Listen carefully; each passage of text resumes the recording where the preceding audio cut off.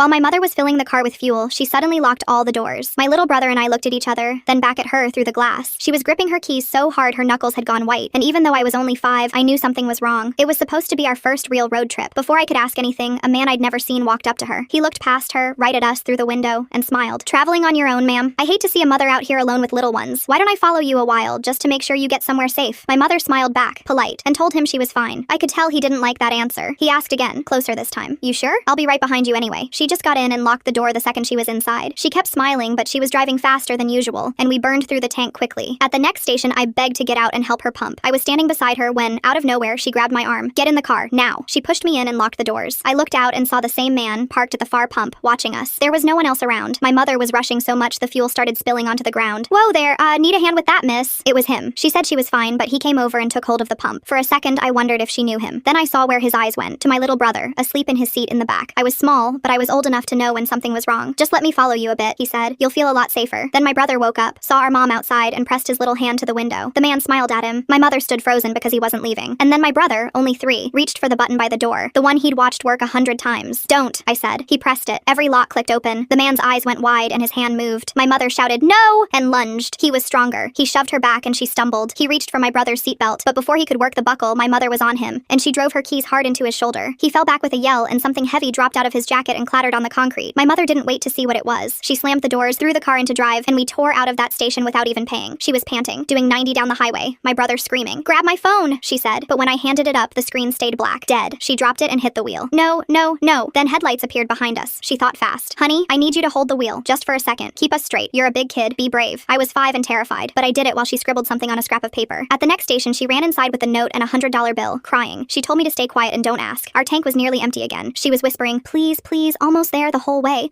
And just as a motel came into view up ahead, the engine died. We coasted to the edge of the lot, and she grabbed my brother and rushed us both inside, where a manager was already waiting. He hurried us into a back room. We were all crying. The door opened again. My mother covered my brother's ears. A moment later, there was shouting, then everything went quiet. That note she'd handed the cashier had begged him to call ahead to the motel, to tell them a family was being followed and to phone the police. The man had walked in right behind us, calm, and asked the front desk for a room key, claiming his wife and kids were already there. They handed him one, but when he pushed open that door, it wasn't us waiting inside. It was the officers the manager had called, and my mother never had to be brave alone again.